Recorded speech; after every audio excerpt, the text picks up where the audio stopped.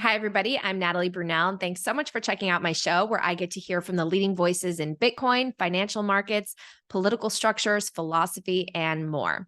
Please make sure that you subscribe to my page and like this video so more people see it and so that you don't miss out on any new content. This podcast does not provide financial advice. It is for entertainment and educational purposes only. This show wouldn't be possible without support from my sponsors.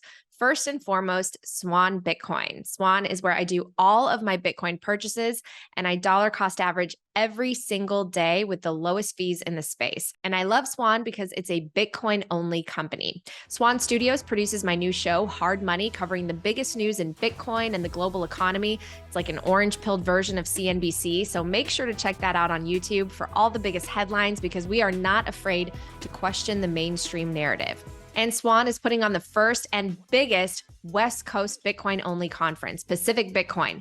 It'll be held November 10th and 11th in the LA area with prominent speakers like Lynn Alden and Preston Pish. I'm very excited to be the MC for the event alongside Peter McCormick and Stefan Livera. So if you want to get your ticket with 20% off, use the code HODL at pacificbitcoin.com. All right, it's time for the show. All right, I am super excited to be joined by independent investigative journalist Whitney Webb, who's coming out with her books, volume 1 and 2 of One Nation Under Blackmail. Whitney, thank you so much for joining me. Thanks. My pleasure to be here. Thank you. Well, I want to start out with a little bit of your backstory because I'm curious how you got to be where you are investigating these really big names. And I would imagine that they are not too happy with the things that you're reporting on. So where are you from and how did you kind of get your start? Yeah. Okay. So I'm originally from Florida. I lived on and off, I guess, in North Carolina growing up because my grandparents lived there.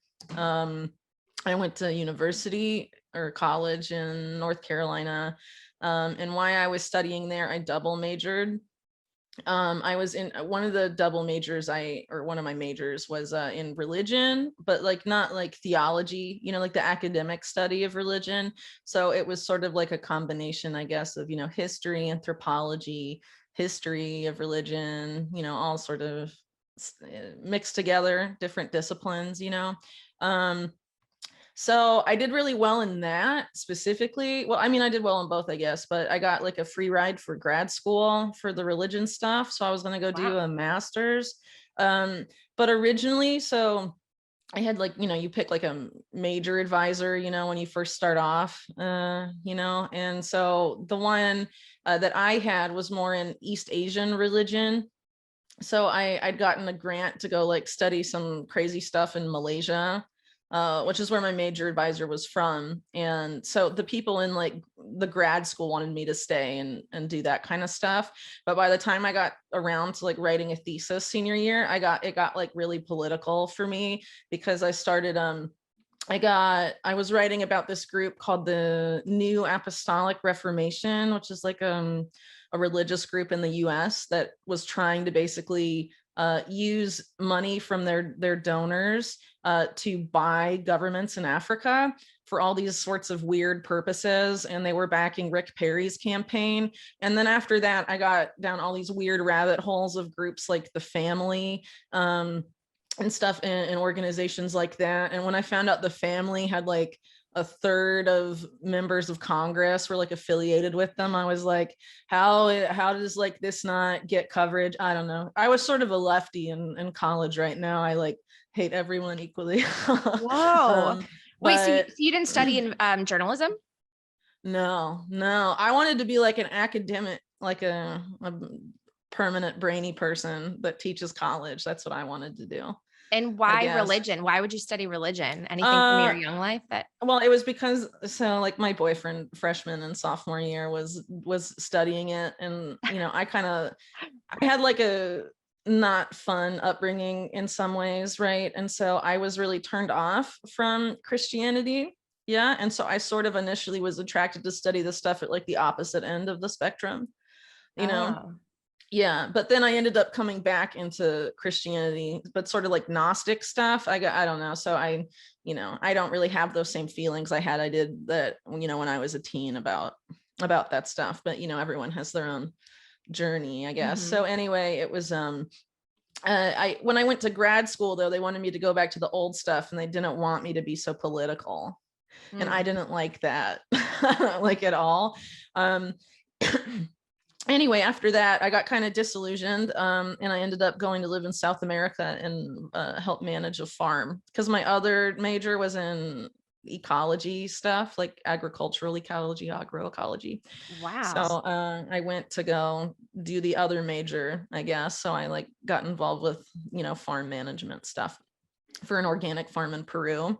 And I stayed there for like a year, and then I went back to the US for like a year, tried to get a regular job, but I could only wait tables with 2 college degrees. So I went back to Latin America, and I ended up working in restaurants again for a while. Wow. And then, yeah, well, I don't know. I mean, after, I'm 32.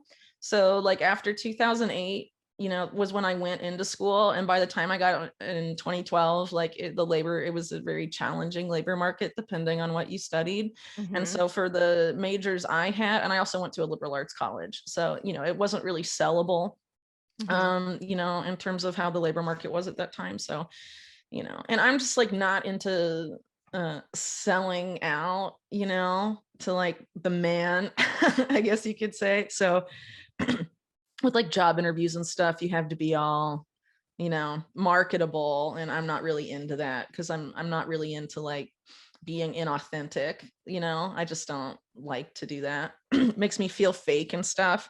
um and I have like a major aversion to that, going back to when I was a kid. So Yeah. yeah, so it basically ended up that I was in Latin America, and I eventually came down to Chile, where I live now.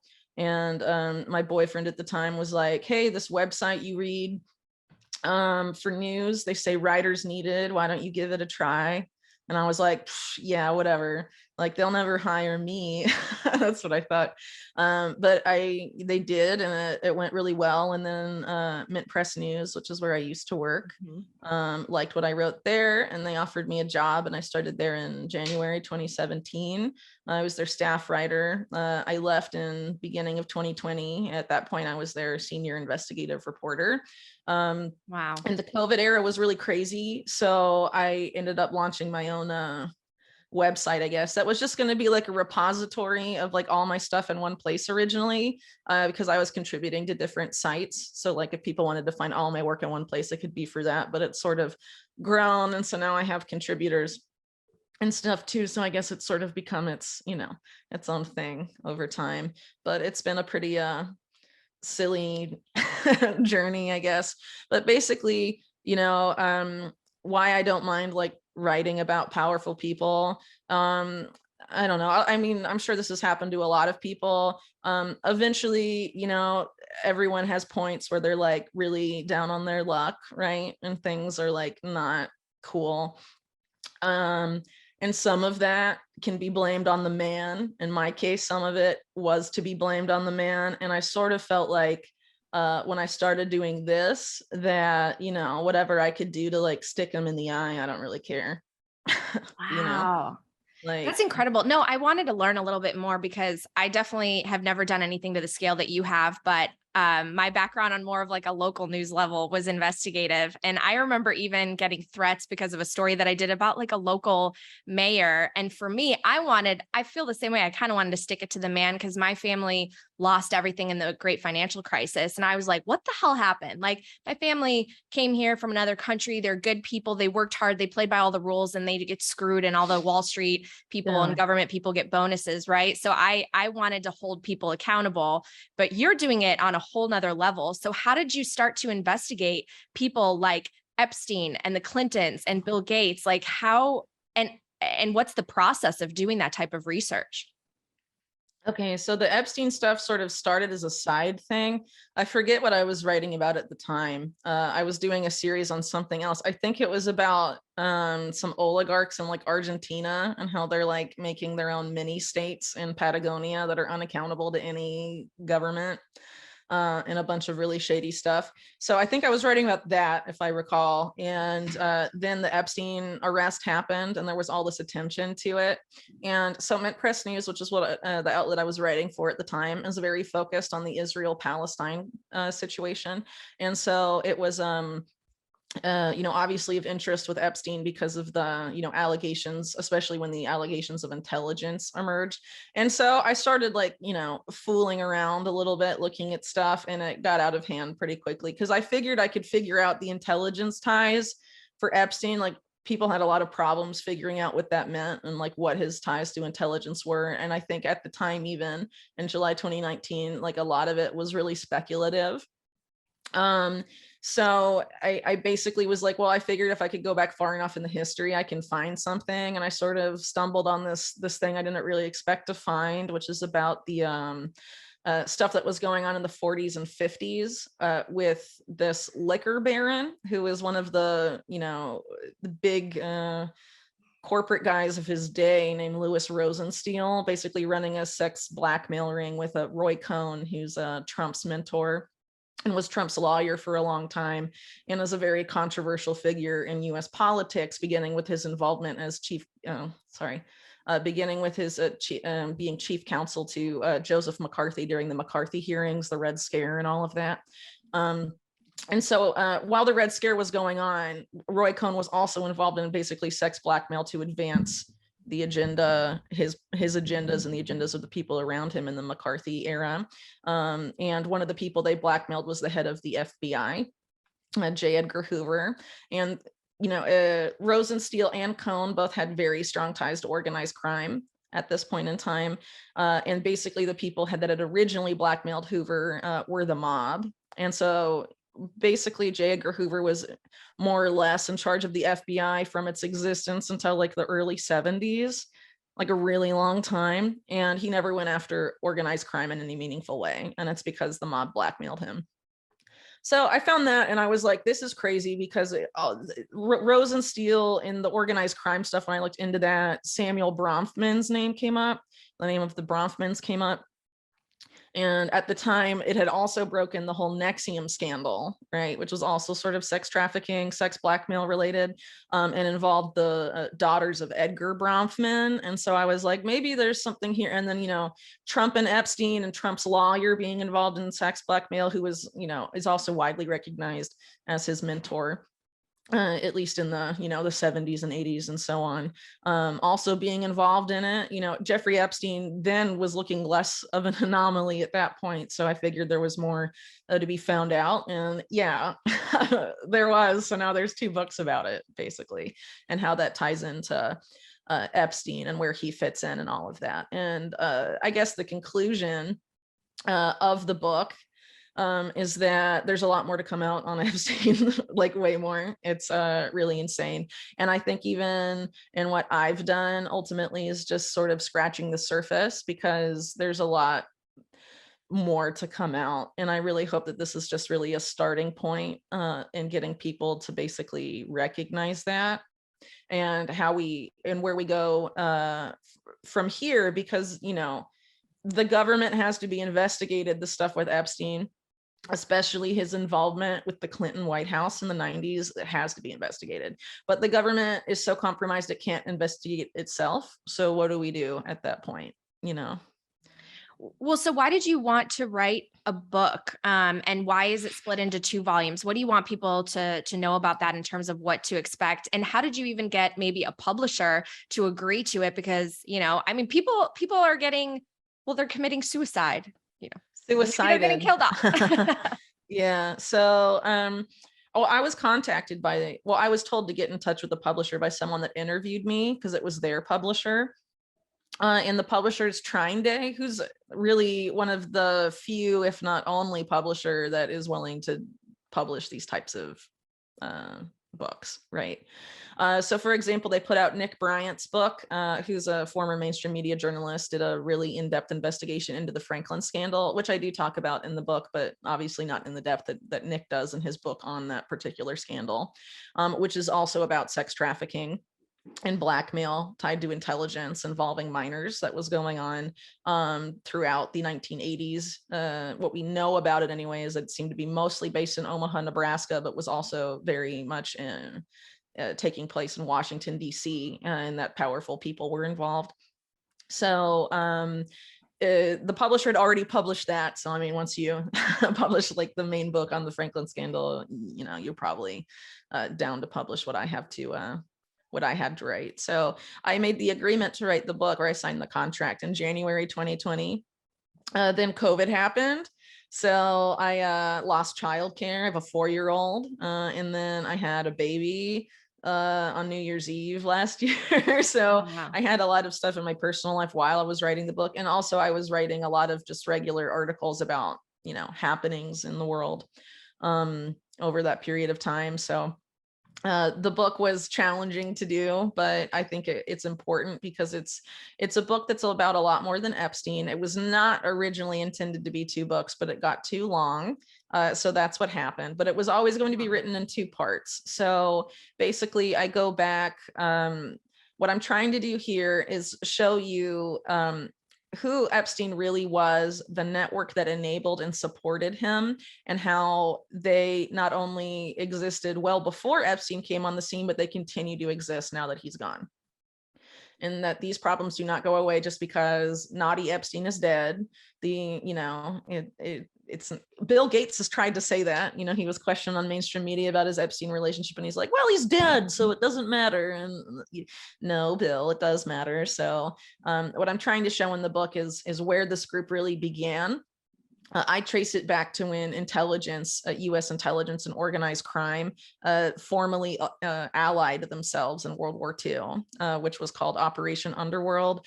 It was the Office of Naval Intelligence with the involvement of the Office of Strategic Services, which is the precursor to the CIA. It made a formal alliance with organized crime in New York, because organized crime in New York had taken over the Union for Dock Workers. And so the Office of Naval Intelligence wanted extra intelligence, right, about what was going on in the docks. So in order to get access to the dock workers, they had to make a deal with the mob. And that deal with the mob got out of hand very quickly. And it's no coincidence that you have that, by the time the CIA is formed, the assassination teams of the CIA are stuffed with mob people. Mm-hmm. And it just, it just grew from there. It quickly became symbiosis. And by the time you get to like the 70s and 80s, when Epstein starts to get involved with these people, you can't tell where intelligence and where one begins and the other ends. I mean, they're the same thing at the end of the day. Well, it was interesting to hear you say, I think you were on Marty Bent's podcast, and you were talking about how it's easy for them to believe that intelligence was corrupt, decades ago. But as you get closer and closer to now. Right now, people are like, no, not you. You have to trust the FBI. You have to trust the CIA. But you're saying that's actually not true. Yeah. Yeah. So what I'm trying to show in the book is that all those naughty crimes of yesteryear, there's continuity between the then and the now, and there's never been accountability. And it's the same pattern of criminality over and over and over again. And a lot of it is financial crimes. And that is where Epstein figures in a big way. Writing a 900-page book on this stuff, I would say that Epstein is first and foremost a financial criminal who later dabbled in sex trafficking and also arms trafficking. Wow. It's bad. And there's a reason that when it comes to Epstein's activities or his career, mainstream media rarely, if ever, goes before the year 2000. And this is a guy that was born in the 60s, right? So it's pretty silly. Or I forget exactly, maybe it was the 50s. I don't know. But he was, obviously active for well before 2000 professionally. And it doesn't really make a lot of sense to claim that, we should only look at the years 2000 to 2006, roughly, when he was arrested the first time, and only focus on the sex crimes. Sex crimes are horrible, yes, and they're very important, but that's not the only thing Epstein did. And that's not where his intelligence ties began. They predate that significantly. And in other words, there's just a massive cover up about Epstein's activities. And the more you look at the network around Epstein, the more you realize that the sex crimes specifically are hardly unique to Epstein. You have that same sort of activity going on all around him. For example, one of Epstein's early clients, after he was sort of forced out of Bear Stearns, the Wall Street Bank, in 1981, He takes on Adnan Khashoggi as a client, who's a well-known arms dealer. He's also intelligence-linked arms dealers tied to like 4 or 5 intelligence agencies, and a lot of illegal activity, including in the savings and loan crisis of the 1980s, and a lot of the financial crimes there. And that's probably where Epstein came in, since that was basically Epstein's specialty at that time. And Epstein did have a relationship with BCCI, the Bank of Credit and Commerce International, which was, it collapsed in 1991 and is widely known to have been an extremely criminal financial institution. And there's Senate reports to that effect, like the BCCI affair, which you can find in its entirety online. But BCCI, for example, as a bank, was involved in sex trafficking on a massive scale, including of minors, including prepubescent minors that were being basically pimped out to the ruling families of the United Arab Emirates by what is nominally a bank. Right. Then you have Adnan Khashoggi using sexual blackmail on his yacht, which later the yacht, by the way, gets sold to Donald Trump. That yacht, he basically had a harem of women who were used to butter up and or blackmail potential clients, which include people from government and the private sector. And so he was also involved in a sex blackmail organization run by some lady named Fortuna Israel, who was her nickname was Madame Tuna, as funny as that may sound. But that was in Europe in this period as well. And around the same time that Epstein took on Khashoggi as a client, Khashoggi becomes a client of 2 other people, the aforementioned Roy Cohn, who also involved in sex blackmail, and another man named Robert Keith Gray, who was a big-time public relations executive, who was also extensively involved in sexual blackmail for the CIA specifically. And he and Cohn had worked really closely with Bill Casey, who became CIA director under Reagan. In the 1980 campaign. And oddly enough, Bear Stearns, where Epstein was, basically had to leave because of a legal snafu 2 months before that, Bill Casey became CIA director, but up until he became CIA director, he was the lawyer for Bear Stearns. Wow. During the whole period that Epstein worked there. And at the same time, Khashoggi is also becoming involved in the Iran-Contra, what later becomes known as Iran-Contra, with Bill Casey was basically building up once he was CIA director. So there's a lot of stuff going on here. And this is just the beginning of the 1980s. If you want to ask me when I think Epstein first got involved with intelligence, I think it predates his involvement with Bear Stearns. And he went there in 76, 77, I think 76 or so. So it seems like as early as 1971, he was probably involved with some of these people. And I think it's because he was a really talented high schooler. And Donald Barr, William Barr's father, who eventually hires Epstein to work at the Dalton School, which is where he works before he goes to Bear Stearns, set up these rather odd, and I really wish I had more time to have looked into them for the book, but it sort of would have been a big tangent maybe to dig too deep into them. But he set up these programs to specifically seek out and look for talented high school students in New York. During the period of time that Epstein was in high school. And Epstein was known to have very strong talents in music and math while in high school. And I think he graduated high school like 2 years early or something like that, and went to some sort of elite music camp or something, and all this other stuff. So it's very possible that he was, in a program like that. And Donald Barr, was a veteran of U.S. intelligence, and programs like that often tend to be where they recruit young people for the national security state. And that's not just true for the U.S. Like if you look at Israel, they have something called the Talpiot program, where they go and they look for talented people in math and in the sciences and STEM students or whatever, and they basically recruit them into Israeli military intelligence at like a really young age, and that's common stuff. So it's very possible that happened with Epstein, because by the early 70s, he's already has connections to the royal family in Britain, and is going to mansions of really well-connected, very shady dudes that are later all tied up with Robert Maxwell and stuff. So, it's very possible that it was way earlier than a lot of people have suggested. Well, and just as a quick tangent, I think it's important to mention something else that you've said about the books. You're using primary sources. You're using congressional reports, police reports, interviews from mainstream media, right? This is where you're getting your information, and you clearly have this photographic memory where you're recalling all these names. Well, I guess that just sort of happens when you write about it. You like recall a lot of stuff. So like it's either primary sources or authoritative secondary sources. So it's like, you know, when I'm citing media reports, it's like archived mainstream media or local newspapers. You know, I don't even really rely on my own past work, hardly at all in the book. And a lot of it, yeah, is either police reports, Senate reports, or congressional reports.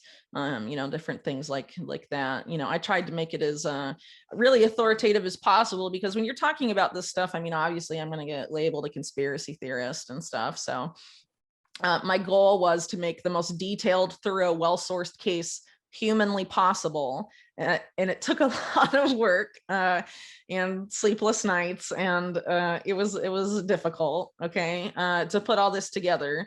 But I tried to make a, you know, a really detailed, airtight case, you know, for how the power structure of the US actually is in practice, and explain why Epstein was never caught before and enabled. Because I mean, you have people like Cindy McCain, John McCain's wife, saying in early 2020, we all knew what Epstein was doing.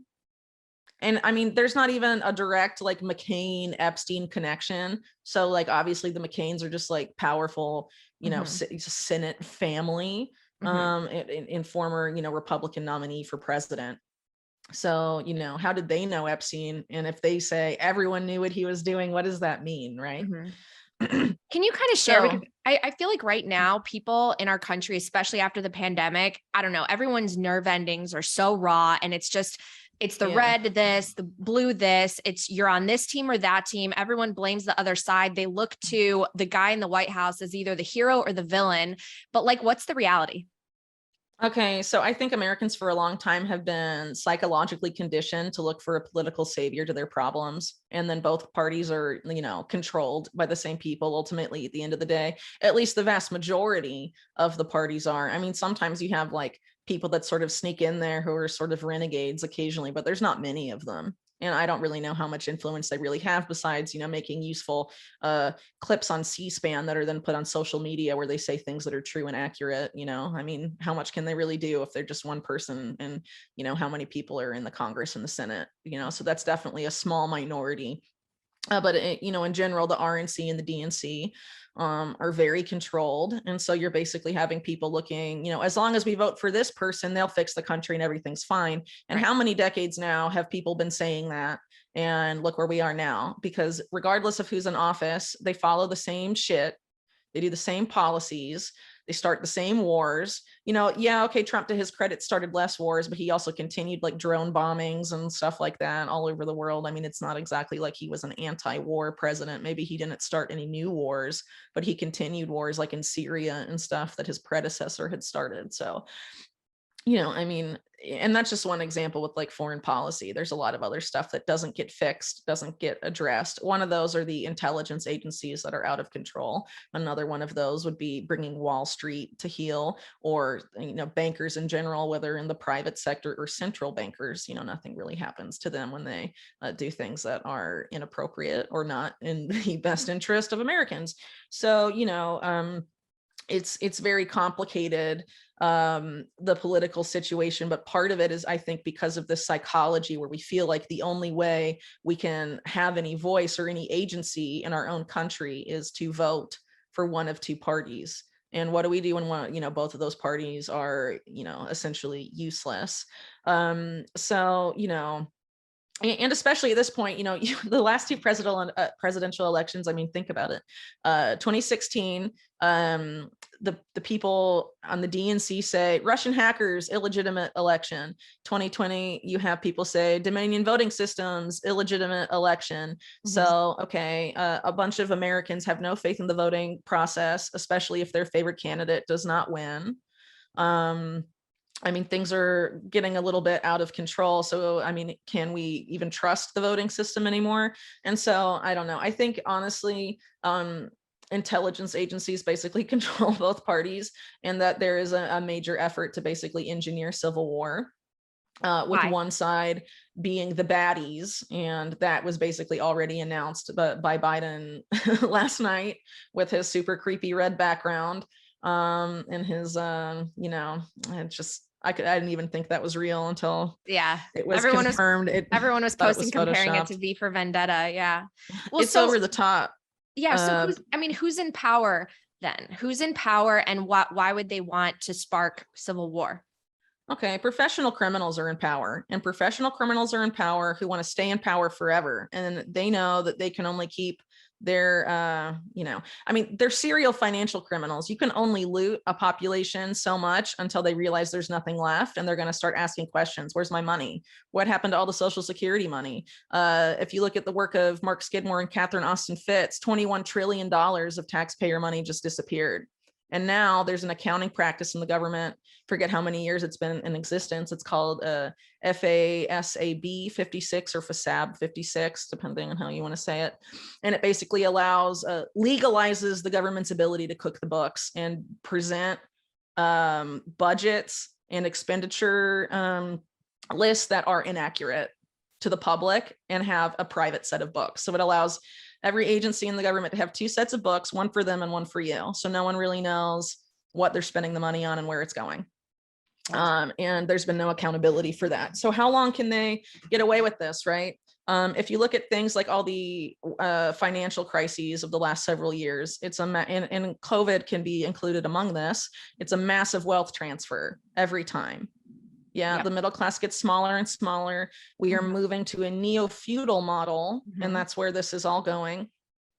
So eventually people are going to realize, I don't have money anymore. What's happened, right? And are going to ask questions and are going to ask for accountability, or at least a bigger piece of the pie. And these people don't want that, right? Well, but it's really sad because it's almost like a lot of people, at least it felt this way during the pandemic, are just willingly releasing all of their freedoms. And we're moving toward this idea of you will own nothing and you will be happy. And I know you've talked about it on other shows, this idea we won't own cars, or we're slowly no longer owning homes. We're not owning property anymore because it's too expensive. We've created these bubbles in asset classes. I know Bitcoiners talk a lot about this idea of wealth, concentration. But they attribute it, a lot to Federal Reserve and central bank policy, monetary and fiscal policy. Yeah, but the central bank is also like, the Federal Reserve in New York, for example, how deeply tied is that to Wall Street? I mean, it's sometimes hard to separate,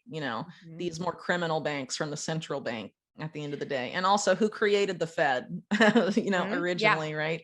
The Warburg family. I talk about them in volume 1. So who are the financial criminals? Like, do you name them in your books and talk about this? I mean, obviously you've been... The book is full of names, and I don't claim to say these are the people. I'm saying these are people we can look at who have ties to intelligence, ties to organized crime, and engage in the same pattern of provable financial criminality or other forms of criminality over a period of decades. It's a very detailed book. I'm basically stacking detail on top of detail on top of detail to show how these people operate. And in how they've never been held accountable, and how basically the people that were in those networks when their predecessors are too old to keep doing this, it goes to the next ones, the baton is passed, and it's the same grift over and over and over again. And it's all about money laundering, arms trafficking, drug trafficking, sex trafficking. I mean, these guys do all of that stuff. Well, it's and interesting more. Because Epstein seems like a tiny little tentacle, whereas I mean, this is like a massive operation. So on the front cover, you do have Epstein, but really this is the people at the top are way, way, way bigger than him. I think you've said before, he's like middle management, right? So what are we not hearing about Ghislaine, and why was she spared? Okay, I think she was spared mainly because she's Robert Maxwell's daughter. You have to understand Robert Maxwell really well to really get Ghislaine. And the more you understand about the Robert Maxwell, like for me, it made me actually feel sorry for her, not for adult Ghislaine, because obviously, you're an adult, you should know better. This is criminal, but her upbringing is sad. And you can see with a man like her father, just so messed up. That there's no way she would have come out like normal and not like a crazy person like that. He basically, there's just, I don't even know how deep I want to get into it because some of it's like really gross. But basically she was like neglected as a child because the eldest son was in a coma like just a couple days after she was born, and she developed like childhood anorexia and just like had all this stuff about being neglected until she was like 4 or 5. And then Robert Maxwell decides she's like the favorite after the eldest son that was in the car accident was the favorite. And then he basically cultivates her as like his, I don't know, his underling, like the one that's the most like him, right? Mm-hmm. And it's this mix of like this narcissistic mix of like, you're my favorite, and then extreme abuse, physical abuse, and I think possibly even sexual abuse, to be honest, based on some of the overtones of this.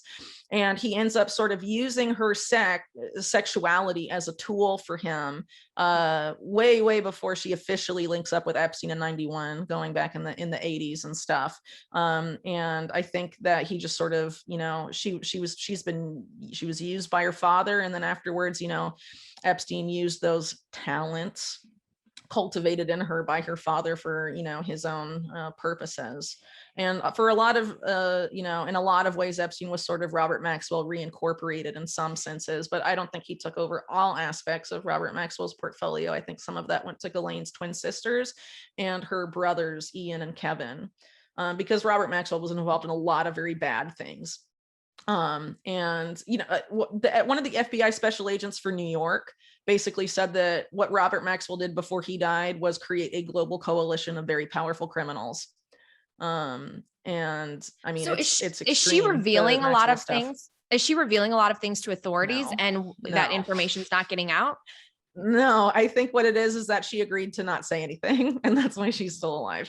Okay, Jeffrey Epstein suicided. Jean-Luc Brunel suicided. Those are the two that went to prison. Ghislaine is the only one that hasn't been suicided. She actually was moved to country club prison in Florida. Mm-hmm. Okay, I think that's a pretty good indicator of where that's going. Steve Hoffenberg, who's a major sort of figure in the Epstein story, is now gone. We don't know how he died. He was apparently so badly decomposed after a week, he had to be identified by dental records. And then you have Mark Middleton, the guy that was meeting with Epstein at the White House. 15 roughly, I think, of the 17 times Epstein went to the White House were meetings with Mark Middleton.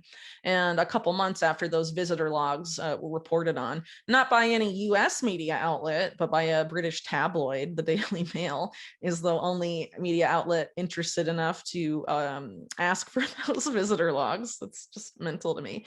You know, a couple months after that they published those in December of last year, and Mark Middleton was found dead in May of this year. And he was found dead hanging from a tree. This was an extension cord, shotgun wound to the chest, suicide, typical Clinton fashion, you know. Well, and even the guy that you talked about too with the plane, there was a plane crash, but the guy somehow had Ron Brown. Yeah. Mm-hmm.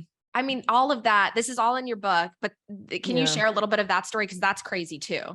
Well, that's part of an even bigger, crazier, more mental story that also involves Mark Middleton. So what was Mark Middleton doing while he was meeting with Epstein at the White House? He was involved in this insane scandal that never got properly investigated because a couple weeks before 9/11, George W. Bush, Clinton's successor, intervenes and invokes for the first time executive privilege and blocks documents related to congressional efforts to investigate Mark Middleton, who is nominally, you know, was special assistant to the chief of staff of the White House and left his position in February 1995. And this is happening in like August or September 2001. The Bush administration intervenes to prevent, you know, Congress from investigating Middleton properly. And, you know, Bush, you know, in his election stuff, I'm the opposite of the Clintons. Elect me if you're tired of the Clinton years, right? I mean, obviously, whatever Middleton was doing was completely rotten, and Epstein was in the middle of it.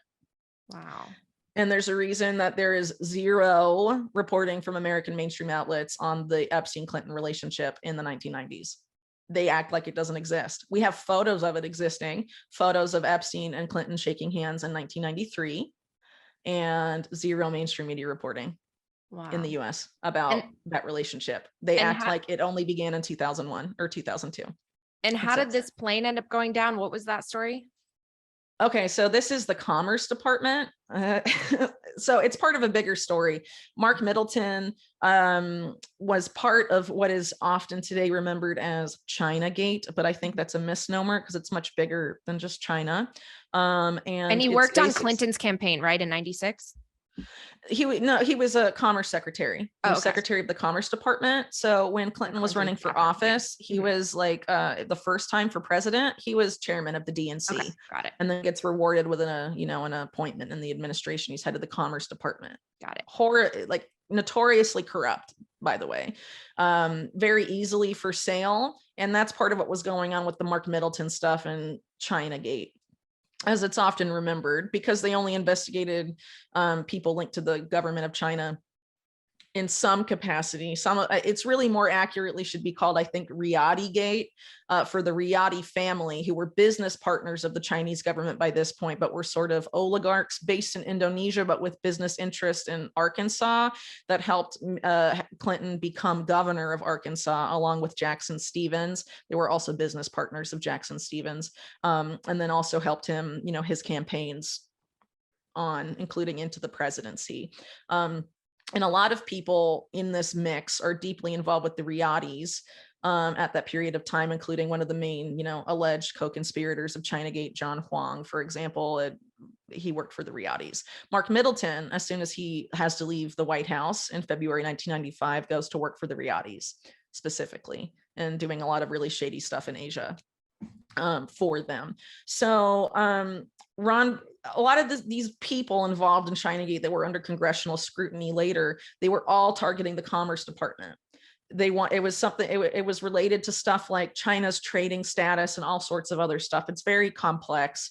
I did my best to sort of disentangle it as much as possible so it's like digestible in the book, because there's congressional reports about this, several. It's like 5,000, 6,000 pages, the amount of material on these guys. So it's a lot to go through and a lot of stuff to sort of wrap your head around. It's complex, and maybe that's part of why so many people don't know about it anyway. So at some point, some of the activities, this Chinagate nexus, the Riyadi family, these people, part of it starts to come to light in 96 or so.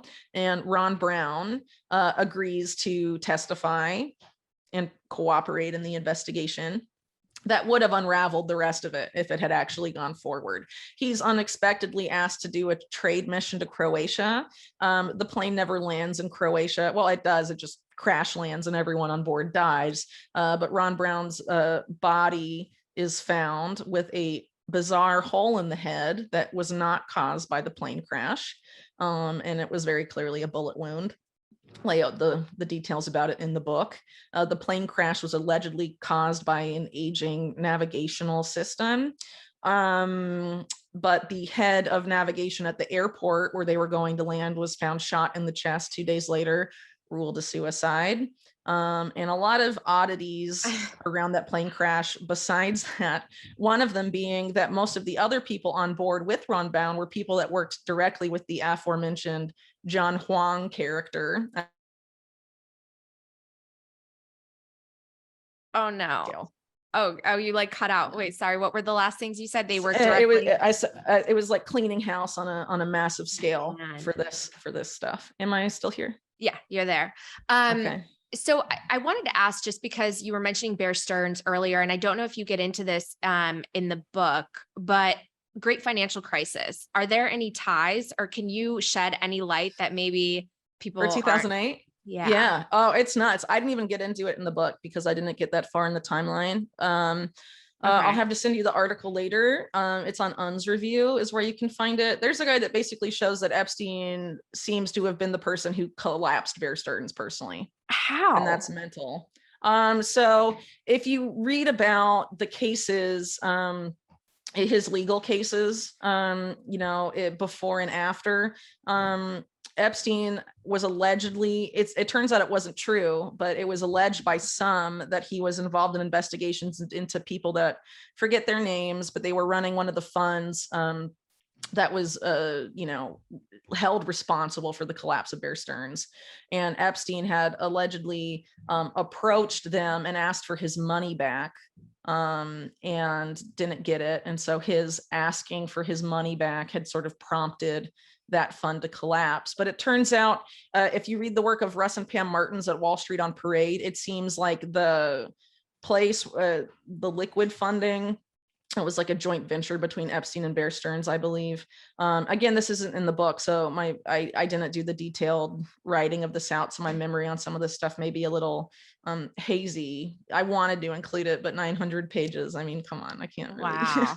It has to be a different book. So basically, according to the Russ and Pam Martins, it looks like that he got bailed out by the Fed. So he didn't really lose the money he supposedly lost. He got it back. And if you think about his intelligence history, his history of financial crimes, his role in the collapse of Bear Stearns needs to be investigated properly. Wow. But here's the problem. When people actually do try to officially investigate Epstein's finances, people end up dead. So the only innocent person to die in recent years as related to Epstein investigation stuff is the son of the judge that was going to oversee the Epstein Deutsche Bank case. Everyone else that has ended up dead has been, a co-conspirator or conspirator. Wow. In the case, but the only innocent person was the son of the judge who was, murdered. We're told it was this one guy. We don't really know because he was found dead too. So who really knows what happened there?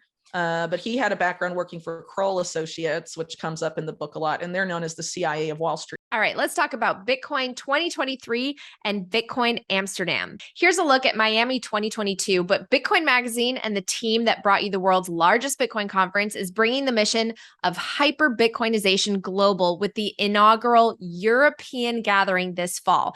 Bitcoin Amsterdam will take place on October 12th through the 14th at a beautiful venue in the heart of the city. Join thousands of Bitcoiners for 3 days of curated Bitcoin content that is relevant to the emerging Bitcoin scene in Europe and the global movement. Confirmed speakers include Dr. Adam Back, Alex Gladstein, Greg Foss, Ray Youssef, and many, many more. The European installment of Sound Money Fest will also take place on day 3 of the event, October 14th, and admission is included with GA and Will passes. And after Bitcoin Amsterdam, which I'm so excited to attend, is of course Bitcoin 2023. It's going to be held again in Miami next May, and you can head to b.tc/conference. Use the code HODL, HODL, for 10% off your tickets to both BTC 2023 and Bitcoin Amsterdam. I will see you there. And finally, I want to thank my partner, Fold. Fold is the best Bitcoin rewards debit card and shopping app in the world. You can earn Bitcoin on everything you purchase with Fold's Bitcoin Cashback debit card and win free Satoshis every day, or even a whole Bitcoin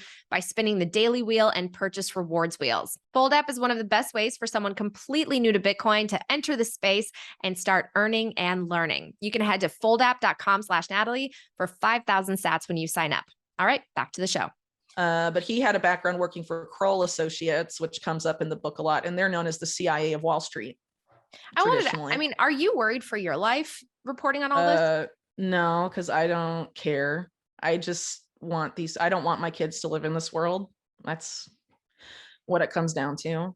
I mean, they can't kill everyone, and it's gotten to a point where like things are so bad.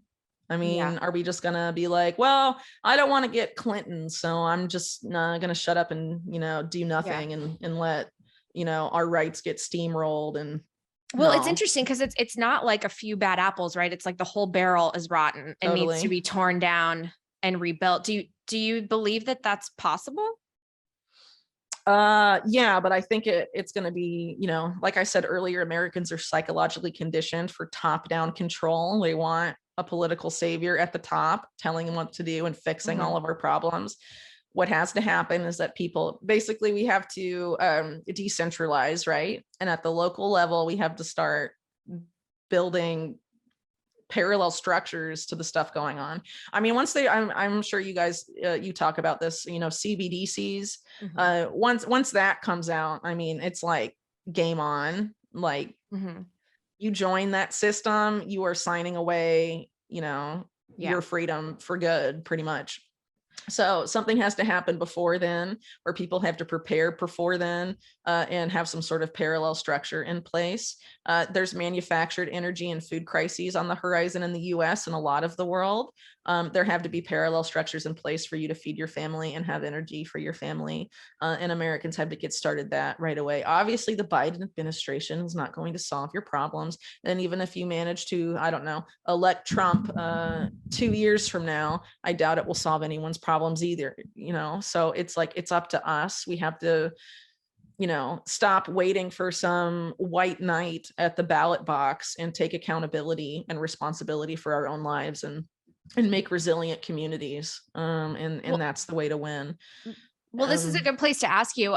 You're obviously into Bitcoin.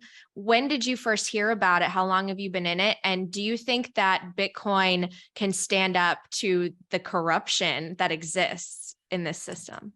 Okay, so I have crypto mainly because financial censorship has been a big problem for independent media, especially in the past couple of years. So I like to have, I don't know, diversity of assets, I guess you could say. Like, I don't want to have all my money in cash in the bank or something like that. Depending on what could happen, because there's a lot of different risks and a lot of different ways things could play out. So I do have crypto, but I also I don't promote it because I don't feel like it's my place to tell people how to spend their money and what to do. In my opinion, though, for me personally, I think the best investment I can personally make is in land right now. Because I can have my own house. I can, at least in Chile, have off-grid energy pretty easily and cheaply. Water, grow my own food. I can take care of my family myself and be self-sufficient. For me personally, that's the best investment for me to make right now. So I've listened to a lot of arguments about Bitcoin and stuff. And I mean, if you're all in for it, that's cool. If you're not, that's cool. I'm not going to try and convince people one way or the other, because I feel like, again, it's not my place, because a lot of the work I do is aimed at showing, where the power really lies, and identifying the problems so that, other people can talk about how to solve it. I have some ideas about solutions that I think could work, but, the bulk of my work is about trying to identify, the state of affairs, where the roots of the problems lie. So, because we can't solve any problems unless we know what the problem is. Right. Right. Right. Yeah. How far down the rabbit hole have you gone in terms of studying Bitcoin? Just out of curiosity. I mean, probably not too deeply. Okay. I mean, yeah. So, I mean, you're a Bitcoin show, right? So you probably know Well, more than me. And I know Marty does, obviously. Yeah. Well, and I'm happy to first hold saw you some. I first saw you on Marty's show. I assumed you were way more Bitcoin as a tool for getting out of some of this stuff. And I was going to ask you about that, but it's interesting to hear, because I feel like have you ever read the Bitcoin Standard by Saifedean and Moose? No, but okay. So to answer your question, what I like about the Bitcoin people is that they're thinking about ways to break out of the system. Yes. And regardless of whether you believe Bitcoin will do that or not, I like that there is a lot of energy and time being thought into thinking about how to get out of the current system. And there's a lot of people that aren't doing that. So I just tend to get along really well with Bitcoiners. But I don't know if I'd identify as one myself. Well, no, I was curious, because the whole idea behind it is to decouple money from the state. But, when you really think about that concept and the pushback that I think ultimately we will see, I was kind of curious if you think that there's even a chance for that, because Bitcoiners are very bullish. They think that it can't be stopped. But at the same time, I think it also presents the idea that there could be a potentially very violent clash someday. So I guess I would say that the CBDC system is hugely unattractive, and the only way they can get people to adopt it is by making it very difficult to use anything else other than a CBDC, whether that means illegalizing all other forms of money, or something more extreme, or reducing the value of everything else to zero or near zero. I mean, they have been spending a lot of time thinking about how to do all of these things to get everyone hooked on CBDC. So like I said, I think you have to be a couple steps ahead of them. And ultimately, I think, land is a good way to do that. Do you go to the extent of kind of concealing your online identity, or your like, do you have VPNs so that people can't hack into where you're at or find out your location? Yeah, I mean, I have that stuff and I use it, but I mean, yeah, I don't have any illusions that I'm like actually private and they can't see what I'm doing. I mean, this stuff is like really extreme anyway, the type of technology that they have, especially Israel, the US too, though. And you're just So you're not afraid. You're not even afraid for your family members. Okay. Well, I mean, obviously I have kids, and Yeah. so, I want my kids to be fine.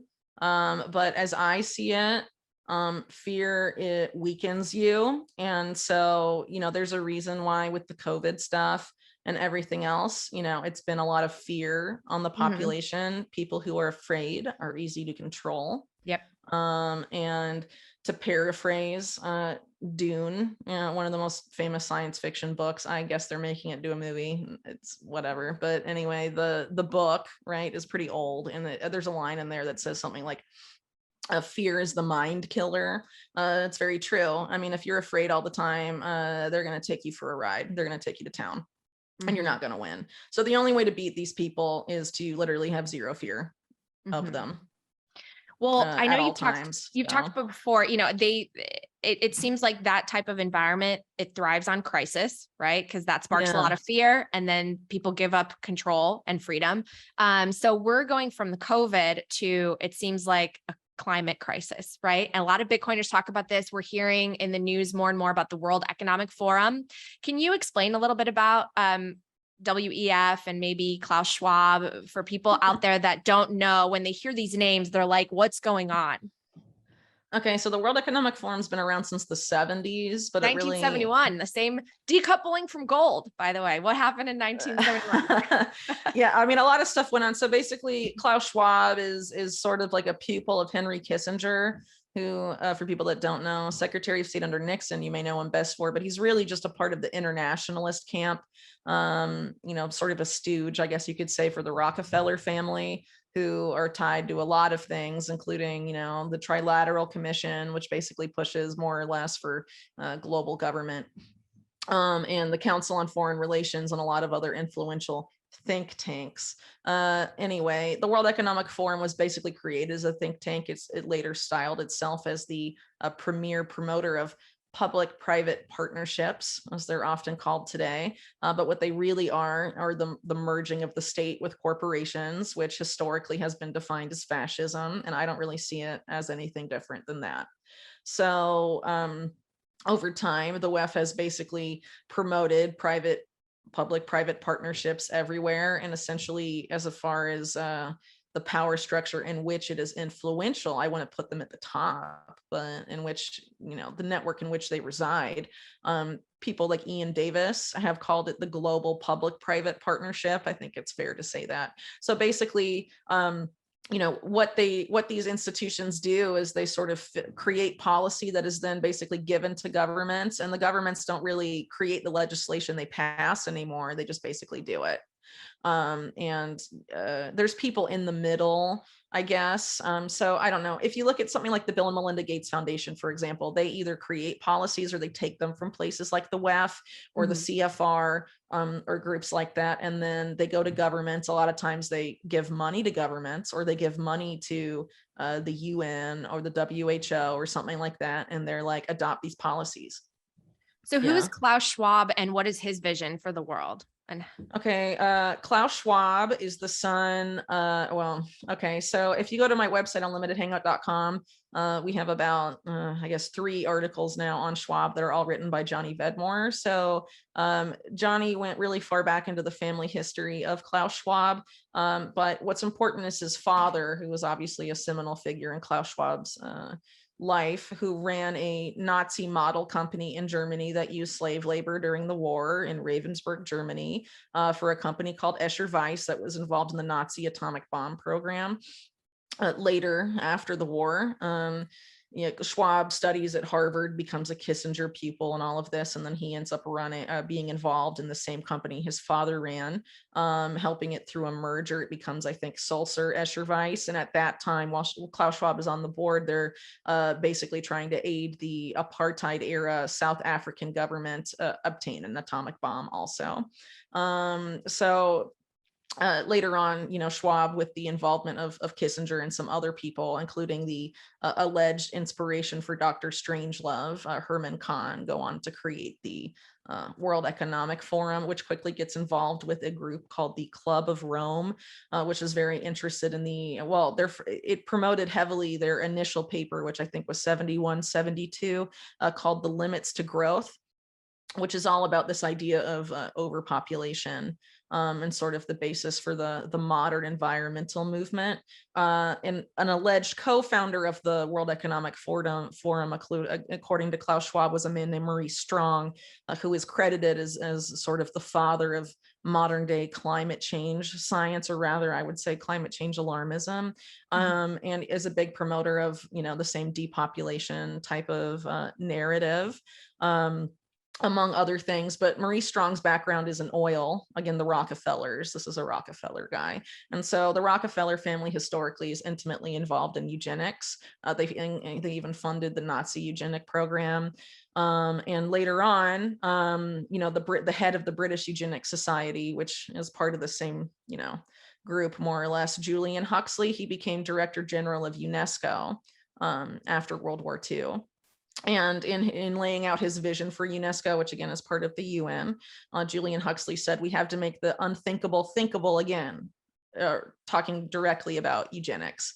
Wow. And about roughly a decade later, he Julian Huxley coins the term transhumanism, and basically says this is the new eugenics, that it's not about race science so much anymore. It's about using technology and genetic engineering to basically enact eugenics, and this includes like the merging of human and machine. So that goes back to the 50s, to these people involved with eugenics. The Rockefeller Foundation is still involved with it today. This idea of transhumanism. So when you hear someone like Klaus Schwab, for example, talk about the fourth industrial revolution, that it's a merging, he says, of our digital and biological selves, this is essentially what they're talking about. So what does that look like in the future for like the average person if this were to take place?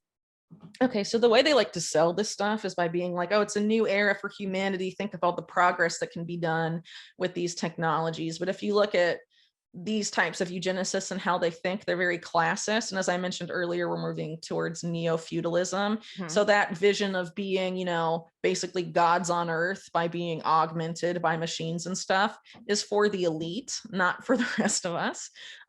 Someone I would encourage people to look at in terms of this vision would be H.G. Wells, who's the famous author, but he's also a famous eugenicist, who was also part of the British Eugenics Society.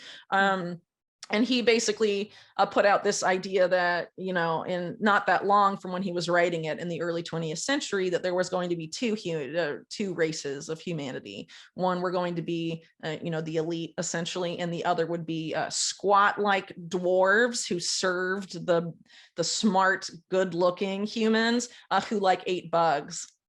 Sound familiar? Yeah. So, yeah. So this genetic engineering stuff and all of that, especially given, the neo-feudal outlook of all of this, it seems very likely that they're looking to use it that way, and to make a class of humans who are subservient and can never be able to challenge their servitude. Like they won't even be able to physically or mentally conceive of it. Right. That's ultimately where this is going. So it just kind of makes me think, have you seen WALL-E? WALL-E, years ago when it came out, I don't really remember it. There's this big spaceship and all the people are plugged in and they're super fat and they're drinking. And they can't even walk anymore. Yeah, they can't walk anymore. And their existence is just this virtual reality up in space. Yeah, I mean, that's the metaverse, but the metaverse is really creepy. First of all, it's like a CIA military project originally. And Facebook itself is actually an outgrowth of DARPA, from the Pentagon anyway. And so there's a reason they're now the metaverse company, because they're the ones that are, trying to carve out the biggest stake in it. Whether or not they do that, we will see. But there's basically people in mainstream media who have said the worse life gets for us here, the more you'll want to live in the metaverse, meaning like the more miserable we make your existence, the more likely that you will agree to be, basically plugged into the matrix. Well, and I think part of it is they're making it seem like the world around us is boiling and getting destroyed, right? Can you kind of maybe correct the narrative out there about what's happening really with the climate and energy? Because it sounds great, right? It sounds like the most well-intentioned idea that we want zero emissions, we want to protect our beautiful planet. Meanwhile, they're like cutting down trees, which are the only thing that can take in the carbon dioxide, right? And we don't have the energy infrastructure. And China is in control of all the manufacturing when it comes to solar and wind and batteries. So, like, can you just kind of correct what's out there? Okay, so I mean, if you look at the organizations responsible for implementing the race to net zero and all of the stuff, you're going to find a bunch of bankers. It's bankers. It's Wall Street bankers. It's central bankers. The enemies of Bitcoiners, basically, are the people behind this.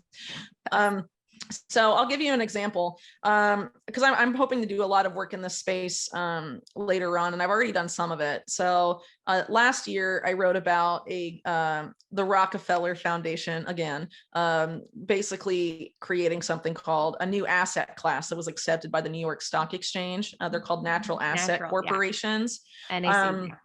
Yeah. So basically you can, a coalition of stakeholders, that's World Economic Forum speak, can basically buy, natural resources and charge people to use them or decide how they're managed. And it's basically, the way they map it out on their website is it's basically opening a new financial class by financializing and securitizing the natural world. So, and it's not just natural capital, that's what I've written about before: human capital, social capital, your relationships, your livelihood, all of that is to be financialized and all of that. So well, the goal is profit. Obviously, the goal is for them to profit. They're taking nature, but for them to profit and consolidate wealth even further and further and justify it all as good for the planet. And the fact that people are going to trust the worst people in the world, the most predatory people in corporate America, like Bill Gates, and mental, and bankers, the worst, most criminal banks in the world. Like, I was reading one about the blue economy, because they're securitizing the world's oceans as we speak. And wow.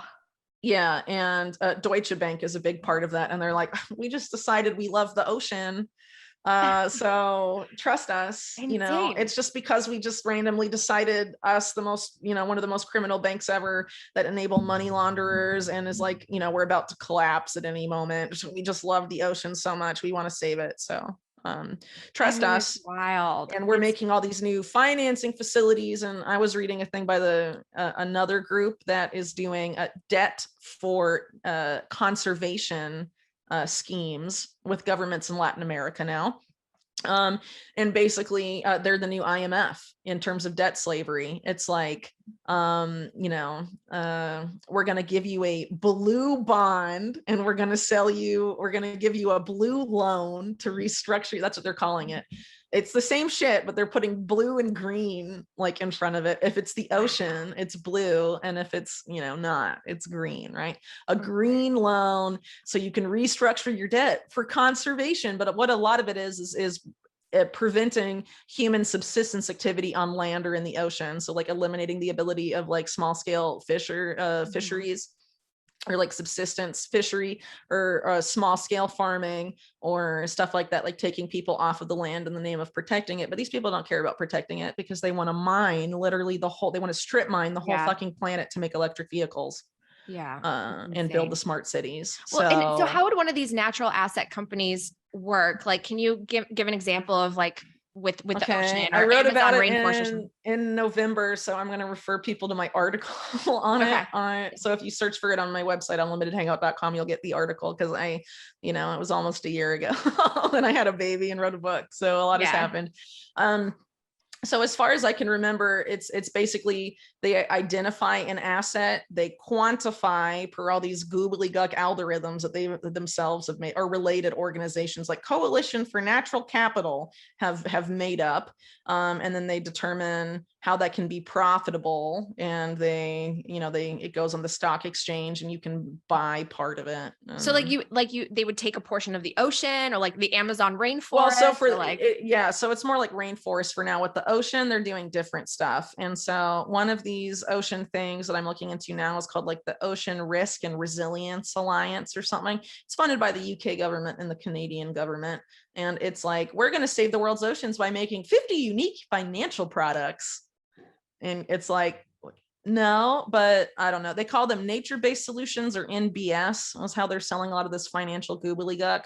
And most of it are either like loans, bonds, or insurance packages. There's a lot of big, like massive insurance companies involved with a lot of this stuff. So basically in general, the scam is you're claiming to protect, natural capital. You're taking control or ownership of the natural world, and you end up actually being able to do whatever you want with that land or that natural capital, as long as you I don't know, like with carbon credits or something, you just pay a credit, or you make some sort of financial mechanism or financial gimmick to get around the fact that you're not actually protecting it, because you'll be offsetting through all this. It's a scam. It's a banker scam, and the bankers have been literally looting the world. They've been sucking us dry, and so now they're on to suck dry the natural world. So man, so how do we fix this? Gonna have to bring up my natural asset corporation thing. But if this is the direction it's going, how do we fix it? Like, how do we take it in the direction, especially with people kind of willingly buying into this stuff, especially if it has these great names, blue, green, save the planet, retarded. Do your part. I feel like that's the message over the last 2 years. Like we have to do our part, right? What's the solution? Okay, so I think with this climate change stuff, we have to talk to the left. Maybe the left doesn't want to talk to us. I used to be on the left for a long time. Now I'm sort of like an anarchist territory, because I hate everyone. That's how I feel at the end of the day. Like politicians and stuff, So but I think, the people that really buy into the climate change stuff, we have to be like, do you really think, do you think financial products will save this? Do you think this is something the big banks uniquely can save? Carbon markets? Because people that are like into environmentalism, they're into stuff like small scale organic agriculture, or the idea of putting a solar panel on your roof and all of this stuff. And none of the stuff they are offering here is like that. No talk about reforesting, no talk about having backyard vegetable gardens. Right. None of that is here. Okay. And the same people that are pitching this stuff to you are like the same people that have destroyed the environment. Because not even talking about climate change or whatever is there, right? There are environmental issues that are really bad. There's like lots of major contamination issues. The ocean has a major contamination issue. There's a lot of major stuff. There are species dying off. They like to blame climate change, but a lot of it is not because of that, and has been going, I don't want to get into all the details, but there's definitely some major environmental concerns that are easily recognizable. Just look at the United States in potable water, right? Or fracking or something like that. Like, obviously there are major issues to be addressed. So anyway, all of the solutions we're being offered are not that. And if you're going to trust, supposedly people on the left hate billionaires. Why are they being like, yeah, Jeff Bezos and Bill Gates, right? Tell us how to solve all our problems. It makes no sense. So I think we have to pop people out of their bubbles. Yeah. And inform environmentalists about, at least start with the natural asset corporations. No one on the left is going to like that, because we really need everyone, because these people are going to destroy the planet, and they're going to destroy the species with their transhumanist crap. So it has to be stopped. So anyway, I pulled up my natural asset article so I can remember this. Yes. So basically they have this section on their website the people behind the Natural Asset Corporation, half of which is the Rockefeller Foundation. IEG is the name of the group behind it. So they have on their website the opportunity infographic about the natural asset corporations. And it shows that the traditional economy has goods and services at a value of 90 trillion, asset value of 512 trillion in the traditional existing economy. But nature's economy has an asset value of 4,000 trillion. 4,000 trillion. I was like, oh. Yeah, so they can just loot more than ever before. I mean, that's basically what it is to like open up a new casino and feeding frenzy, because, you know, the bubble, everything they've done, 2008, that was never, the structural problems there were never fixed. It's just kicking the can down the road. And so they can pump more, into this system and have another crazy casino palooza of, they paper one bubble over with another one, and then they escape accountability, right? So like when you think about the future, you have young kids, right? You have a baby, you have a 4-year-old. Like, do you think about the future with hope, or do you feel like, oh, because the majority of people sort of conform and they're not well educated or well informed, it's going to go to hell in a handbasket? Okay, I guess it's kind of a complicated question for me to answer. So I guess with kids, I just do the best I can and try and provide the best I can, thinking in the long term, assuming that everything is going to collapse around us. One of the reasons I have kids is because, there are people out there trying to depopulate the freaking whole world. I don't want to let them win. They've made it really hard to have kids. I mean, one of the reasons I'm still in Chile is because it's way cheaper to have kids here than in the States. Just the cost of living in the US, they've made it like really hard to like successfully raise a family. Like you have to have a lot more capital than you need here to be able to do that. So, I don't think I'm necessarily pessimistic, because frankly, with the COVID stuff, I think they really overplayed their hand, and more people are sort of figuring it out in their own way. Like, so in Chile, right, the media empire is really controlled. Independent media doesn't like really exist like it does in the English speaking world. And people are just like sick of this stuff, and they're like, this is all crap. I mean, a lot of people, because of the history of Chile, tend to go along with what the government says, because of the whole Pinochet thing and stuff. So, they don't like to rock the boat, generally speaking. And I can understand why that is given the history, but I mean, they know it's like theater, but I think when it comes to a point where it's like, there's going to be like red lines in the sand that even people that aren't like well educated are going to be like, no. And I think it's going to play out a lot differently than these people think. I think these people, and talking about the elite, or the powers that be, whatever word you want to use for them, they're really cocky, they're really arrogant, and they view the rest of us as subhuman. So what I mentioned earlier about the eugenics stuff, they literally want to make us subhuman, but they see us that way already, right? So I don't agree with that. So I think people are going to surprise them. And people aren't going to want to go along with their plans, because it's anti-human, and it's also anti-life. So, a lot of the stuff they want to do to people, whether it's transhumanism or whatever, I mean, they want to do that to the natural world. This whole idea of like 5G and putting a sensor in everything, creating the internet of all things, and forcing everything into the cloud, like putting a chip in everything. But there's people that believe that. They're called dataists. Yuval Noah Harari, who's sort of become infamous recently. Yeah, he's sort of the prophet of this movement. Ray Kurzweil, I guess you could say, is another one. And they want to be gods on earth and all this stuff. And Yuval Noah Harari openly says, like, dataism will force heretics who don't want to be connected to be connected and stuff. Like basically saying like, we'll chip you against your will and stuff like this. I mean, it's very nefarious, but it's very like, they can't get away with that. I mean, and also it's them assuming that their technology is as great as they think it is. And it's not. because if it was, the singularity would have already happened. And I've argued in my work on like their artificial intelligence stuff, the singularity can't happen. And they're very desperate to try and find some way to make it happen. And a lot of their plans hinge on that, on the super intelligent AI that they basically, a lot of these people see as some sort of like God figure, isn't gonna, they can't make it work, because AI is basically trained on a bunch of data, and it's only as good as the data it's trained on.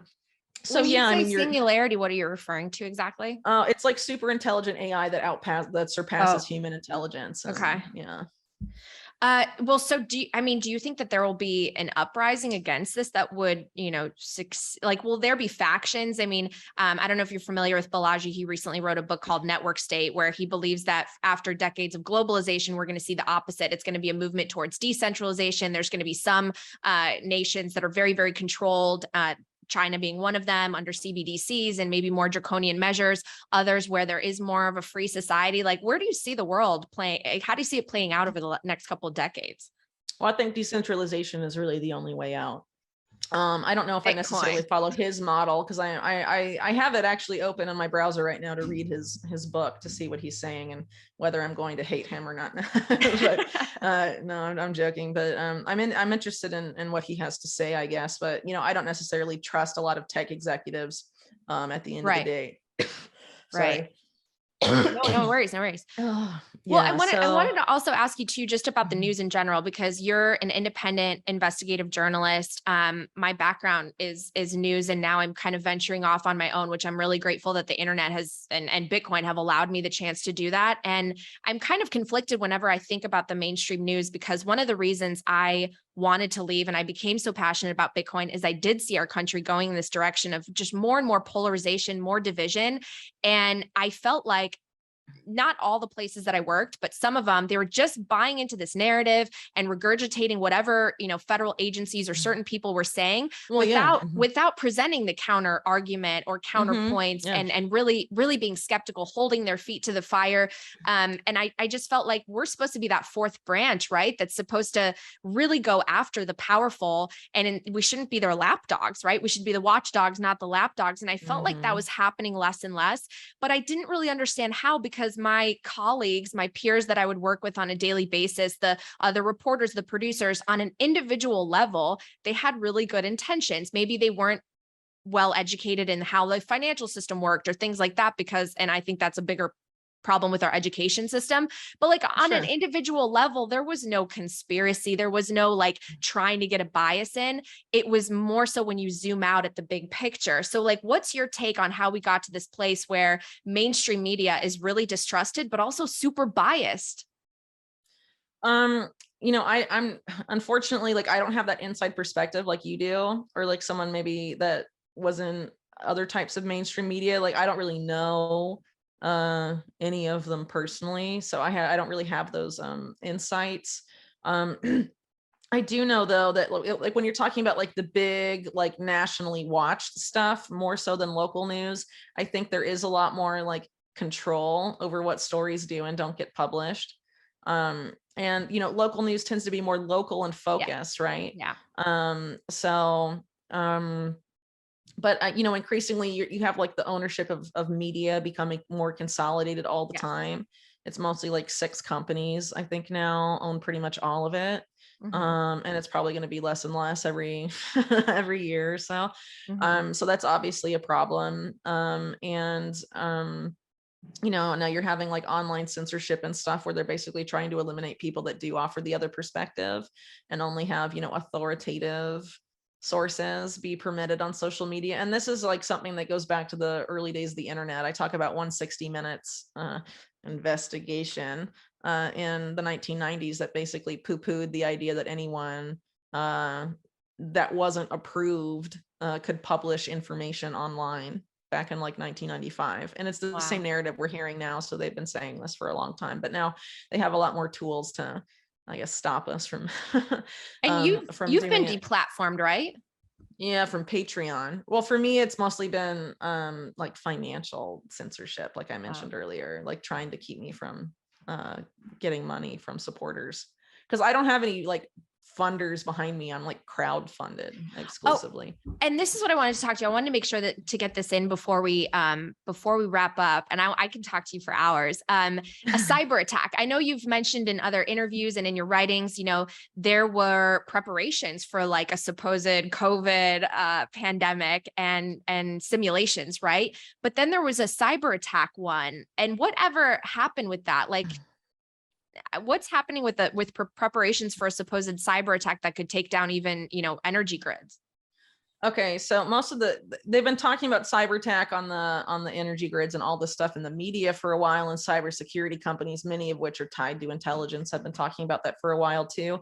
But if you want to look at people like the World Economic Forum and their partners, they talk about cyber attacks too, but it's almost entirely focused on the financial system. And some of the biggest banks in the world are part of that. And it's basically, they have a plan. We don't know what it is.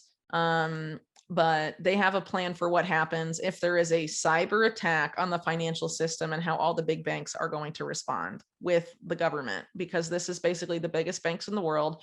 And it's the UK government, Israel's government, and the US government, including the FBI and Department of Justice, all part of this thing. It's called Partnership Against Cybercrime at the World Economic Forum. And I've written about it pretty extensively. If you go to my website and you look up like WEF, Partnership Against Cybercrime, you'll find my 2-part series on all this stuff. Because a lot of people have probably heard about Cyber Polygon, which is like the WEF's big simulation for a cyber attack, but that's like an annual exercise. So they've done several of those, but then again, it's mainly again with banks. So it's co-hosted by a subsidiary of Sberbank, which is one of Russia's biggest, I think actually Russia's biggest bank, partially state-owned, which is kind of ironic when you consider Russian hackers, and all the concern about that. And the US government's participating in cyber Polygon, for example. And like, why aren't they concerned about Russian hackers then? I mean, it's just it's a joke. So anyway, it's mostly banks. It's banks, cybersecurity companies. Like, should people be worried about their accounts? So I mean, think about it this way. And a lot of people in the finance world will pretty much know this. The economic collapse is basically an inevitability at this point, like a mathematical inevitability. The question is just like when it's going to collapse.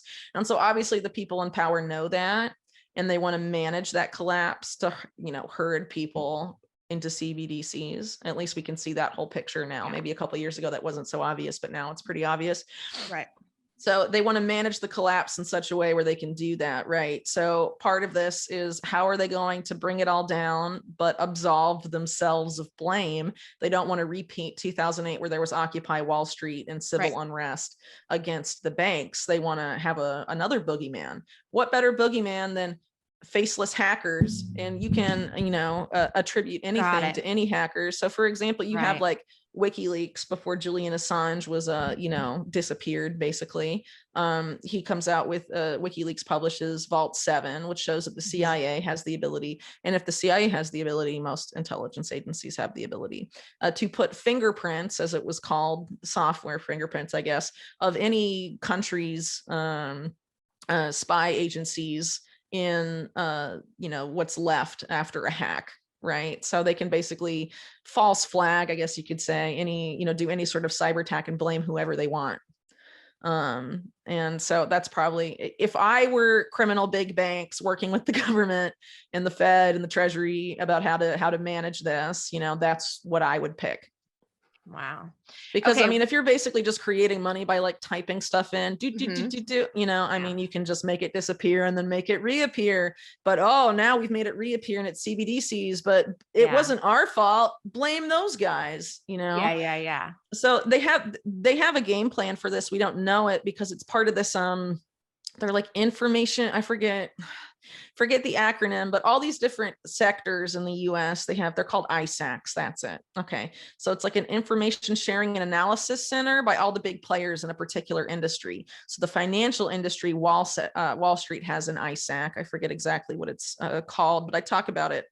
And they work with the WEF, and they have a plan that they've done at the ISAC, which is like a meeting of the biggest banks and financial products companies and asset company, whatever, in the world, or in the US, sorry. So they all have a private communication platform where they all get together and talk about stuff. And so they have a contingency plan about what to do in the event of a cyber attack that takes down the financial system. Okay, so they know what they're going to do.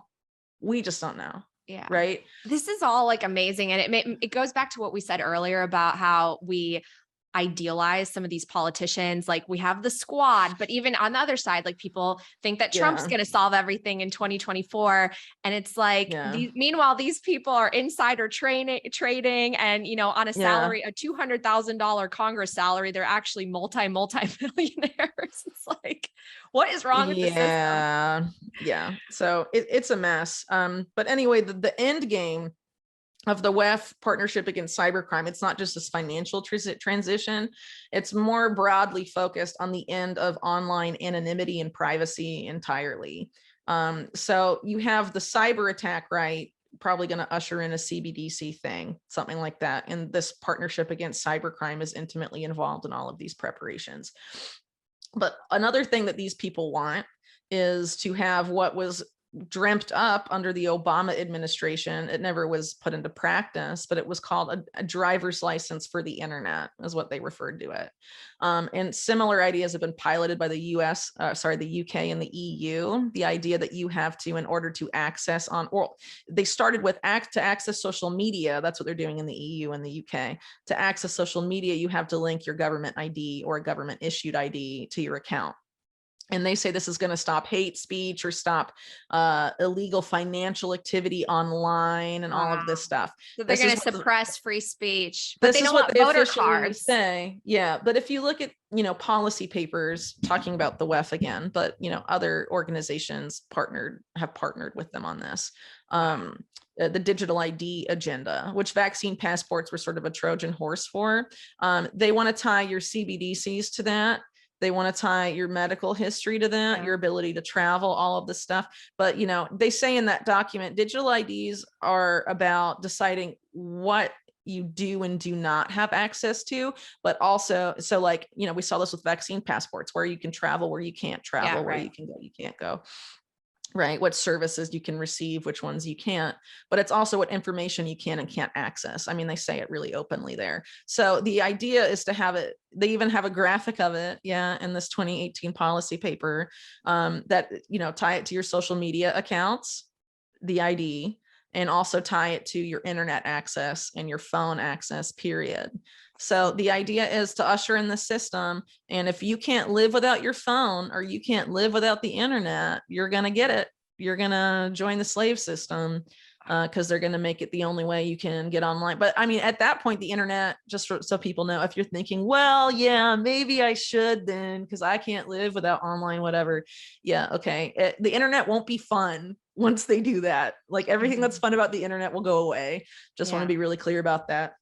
But they claim this is the only way to move forward. Again, the partnership against cybercrime, which the FBI and DOJ are part of, I will have you know, basically say it's the only way to stop cybercrime is to make everyone to be completely trackable, everything they do and surveilled in real time online, and you know, end privacy and anonymity and surveil everyone. And the US government they've launched it already. It was going to be launched under Trump. It was like Ivanka and Kushner's project, that they were pitching to Trump, called HARPA, which is the health DARPA. But now Biden has launched it under a slightly different name, ARPA H. He moved the H to the end, but it's still health ARPA.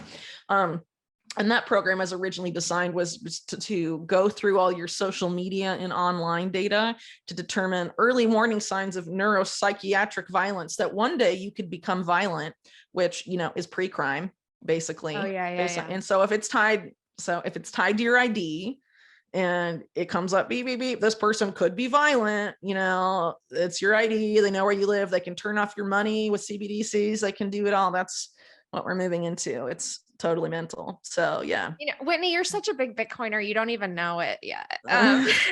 Okay. Before we wrap up, I want to circle back to your book, 900 pages, 2 volumes, Epstein, intelligence, all these links. What else do you want people to know? Because I feel like given everything we've talked about, we've only scratched the surface in terms of what's been reported. The little black book, the client list isn't out, right? Like, where is that thing? Yeah, I mean, you're never going to get that. People that are like waiting for the client list, you're going to be waiting forever. The government's never going to give it to you. Stop waiting. You know, I think what we need to do is start like looking at all this, the broader picture of Epstein. And I think then they're going to want to give you the client list instead of digging into things like Mark Middleton and the other stuff. But, you know, here's the thing about Epstein. Yeah. So I don't think they were ever going to arrest Ghislaine Maxwell. I think it's because after Epstein was out of the picture, the story didn't get memory hold and people were like demanding accountability and answers still. And they were like, all right, I guess we have to get around to arresting Maxwell then, because, you know, they were like, it was really obvious she was a co-conspirator and she was getting away with it and all this stuff. Okay. So now they're hoping, well, justice has been done. Ghislaine's been locked away. She had a trial. So the justice system still works. There's nothing to worry about. No. People can't go back to sleep on this. There has to be major demands for investigation that go, like, in my opinion, far beyond the sex crimes. There's a lot to come out. And so, you know, if that was successful in affecting the Maxwell stuff, there needs to continue to be pressure about the Epstein story. And the only way you can really understand the Epstein story, in my opinion, is by reading the book, because I go through all of it. You're not, at least everything that's like in terms of open source intelligence available. Yeah. You know, and there's a lot more even beyond what I wrote about to find out. And it really needs to come out, because otherwise we're not really going to understand the extent of the crimes of the people who are still here. I mean, talking about like Leslie Wexner, for example, nothing's happened to him, right? The And head as I of the point out in the snake. book, he's like basically an organized crime kingpin. That guy. He How needs to old be is he now? too old, not Kissinger old, but close. So who would you say besides Epstein are like the 3 biggest characters that you cover in your book? Is Leslie one of them? The Gates, Clintons? Like, Okay, who are like the so 3 biggest? Bill Gates is like in one chapter, really heavily focused on Microsoft and Epstein in Okay. general. That relationship goes back to the 90s. It is a total lie that it began in 2011, and the reason there's been a cover up, in my opinion, is not so much to protect Bill Gates. It's to protect Microsoft. Because there's major problems with Microsoft. Epstein was close to, and the Maxwells were close to many executives. I mean, Epstein was going on Microsoft Russia official trips in the 90s and stuff. And there's photographic evidence of all of that. So, I And mean, it's isn't very Microsoft expensive. building our election machines, election technology? I don't know if they're involved with elections, but they're military contractors that, Okay. I mean, anything that runs Windows runs Yeah. Microsoft. So if you have intelligence agent, and I mean, the Maxwell family has a history of bugging software with backdoors for the use of intelligence, foreign intelligence. That's what Robert Maxwell did in the 80s. It's called the Promise software. He basically put a backdoor for foreign intelligence agencies into our most secretive nuclear research labs. And he was enabled to do that by Henry Kissinger and John Tower, who was a senator. And there was no accountability. It's all documented, though. I mean, this is not like conspiracy. It's real. So the FBI still won't release all its documents on Robert Maxwell and Promise because of national security. But from what they have released, there was a foreign counterintelligence investigation into what he was doing. And they let him sell the software to that place anyway. Maxwell was an Israeli official, wasn't he?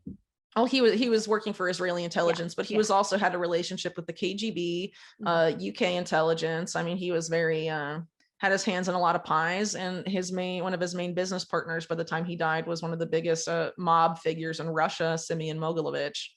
And he actually allowed him to get into the US financial system by getting him an Israeli passport. Wow. Oh yeah, because Ghislaine had all these passports, right? That the victim said. Yeah, like, so did Epstein. Yeah. So who's the top? Like, who's the most powerful man in the world, really? Okay, I don't really know who's the most powerful person on the top, and I don't claim to know that. But I think if you go through the book. I tried to basically do like what can be documented about these people and these crimes over time, and you notice the same names pop up over and over again. It's very disturbing, right? I don't even think people like Bill Gates and Jeff Bezos are at the top, but they probably know who is. But I mean, people have to start like looking at the world really seriously right now. And so basically what this book is like a well-documented search for the answers there and what can be documented about organized crime and intelligence. And I think it has a lot of, it should be of great interest to people, particularly interested in the financial aspect of what's going on today, because it documents a lot of the financial crimes and how we got here in a big way. And Epstein was a big part of that. So were things like BCCI, the savings and loan crisis of the 80s. And a lot of these economic crises have just been wealth transfer after wealth transfer. Who keeps getting the money? Who keeps getting richer and richer? I mean, that's who's at the top at the end of the day.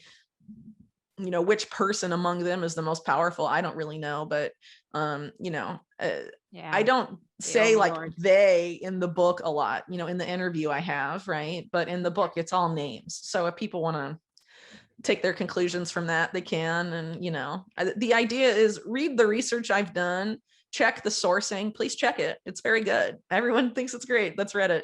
So in terms of, like, make your own conclusions. You don't have to agree with me, but like look at it, engage with the material, and let's have a discussion about it. Don't just be like, conspiracy theory. Because the whole idea of the pejorative of conspiracy theorists is to keep you from engaging with the material. It's for you to dismiss it and be like, oh, I won't even entertain the thought of that because it's conspiracy theory. We have to start engaging with the material and having like real discussions about how we got here. And so basically the book goes from the 40s until the early 2000s. Basically more or less to when Epstein was arrested the first time. I do get a little bit into what he was doing after his first arrest, because he was making a big push into Silicon Valley stuff. So I get into some of that in there, but I don't, again, I didn't get to the 2008 financial crisis. I didn't get to why I think he was allowed to be taken down. I think a lot of that has to do with his relationship with Mohammed bin Salman in Saudi Arabia, personally, but I didn't. Didn't have time in 900 pages. Too long. It got too long. So I didn't want to write 3 books and like die, because it was hard enough to do 2 with a baby and a 4-year-old. Well, so, look, I'm so excited to read this. I know a lot of people are. So where can people get your book as well as support you? Okay, so you can support me by going to my website, unlimitedhangout.com, to find about all the updates about my work, all the interviews I do, all the articles I put out, literally everything. Sign up for my newsletter, unlimitedhangout.com/newsletter, because social media is awful. It's getting worse every day. But if you do insist on using it, I do have a Telegram under Unlimited Hangout, and then I have an account on Twitter for now. We'll see how long that lasts. But also on unlimitedhangout.com, you can go under support or donate. I do have options to donate in crypto, including Bitcoin. Well, actually, I think it's just Bitcoin. I don't take other cryptos, good. I don't think. Just yeah. And but other ways too. I mean, really, whatever floats your boat. I have a podcast that you can support as well if you'd like. So as far as the book goes, there is information about the book on my website, but the best way to buy it if you're in the continental US, if you want a physical copy, is direct from the publisher, which is Trine Day, TRINEday.com. You go to upcoming releases. I think you might have to go to the second page if it's not on the first page. But there's a bundle for both books. And so that's definitely much cheaper than buying them both separately. Though there is going to be an audiobook and ebook available, but it'll be available after the physical copies. Like for people who already pre-order, you get both books before the end of the month. So everyone else that, like, if you only ordered book 2, you have to wait till like October. Is there a glossary with all the names? Because you just each volume has an index. Amazing. Yeah. Awesome. Well, thank you so much, Whitney. Anything you want to leave people with?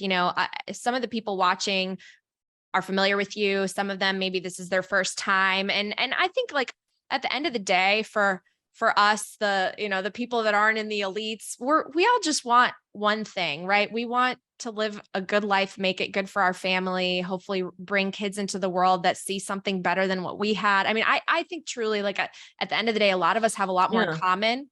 So like, totally. what do you want to leave people with in terms of just what they can do in their lives, no matter what industry they're in and what they're doing? They're looking at the world and thinking, God, where are we going with all this? Like, what's your final message? So I think what the way they want people to feel is feel overwhelmed, like they're too small and they can't do anything about it, and for them to be afraid all the time. Okay, so there are a lot of small things you can do to change things. And really, I mean, it doesn't have to necessarily be like homesteading and getting off the grid and all of that, because everyone doesn't have the financial ability to do that, especially not like right away, you know? So, I mean, it can be something just as small as like being nice to people around you, or like striking up conversation with your neighbors, because so many people like socialize online almost exclusively these days. They don't even know who their neighbors are. And if there's a crisis, you're cut off from the internet, you need to know who your neighbors are. And have some sort of like, you know, camaraderie. I can't even talk anymore. My throat's so messed up.